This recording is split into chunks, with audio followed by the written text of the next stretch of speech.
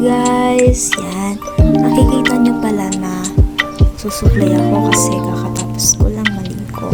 So, sa part na yan, ako ay naligo muna bago ako kumain at nag-uniform. So, makikita nyo yan, nagmi-makeup ako, dali-dali, dahil 5:30 dapat na sa school na. So, yan, nagsusuklay na naman ako. Yan, nawala ako. Yan.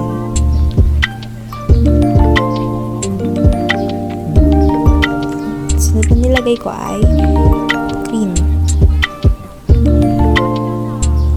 Kapag nga pala ako nagmi-makeup, dapat naka-ano lang, pambahay, kasi ayoko muna kapag nag-makeup ako, naka-uniform, kasi baka malagay ng uniform ko ng foundation, yun.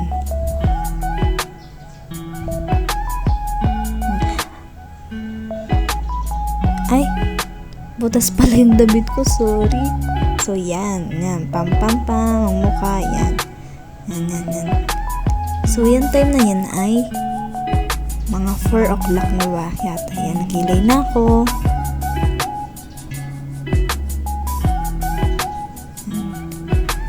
Yan, sa time na yan, inaayos ko yung pang sa mata. Kasi wala kaming salamin dyan eh. Yan, kita nyo man, nilalagay ko ng mata ko, ng makeup. Konti lang yan, di yung masyadong lagay kasi sis ko lang naman tayo pupunta din sa party.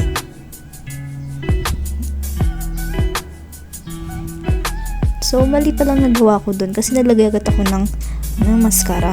Hindi ko pa nakaayos yung mata ko. So, yun, mali ako dun. Kaya binura ko yan. Kaya nawala ako dyan. Naghanap ako ng tissue. At wala din ako nahanap ng tissue. Kaya hinanap ko ay wipes. So, maya-maya babalik na din ako. Yan, nandyan na ako. Yan. Sa piskin na. Hindi pa nakontento sa salamin eh. Cellphone talaga. Ayan, yan. Yung sa part niya, nagmamadali na nga ako kasi 4:30 kasi dapat tapos na sa pag-makeup. Ayan. So, tapos naman tayo sa pisngi. Ayan, nawala na naman ako. Ayan, nag-lotion na din ako dyan. Pagkatapos ko mag-makeup, nag-lotion ako. Inuuna ko muna sa kamay, sa braso, at sa, ayan. Ayan, nawala na naman ako. Siguro nagpapans na ako niyan sa time na yan. Sunod niyan ay sa pantaas na. Ayan, o diba, sa lips niya eh. Balit na ako ng pants eh. Ayan. Naglagay na din ako ng quintans sa leeg at yun.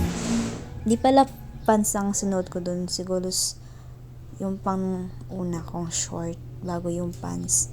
Yan, naglalagay na ako dyan ng full sack. Medyas pala, yan.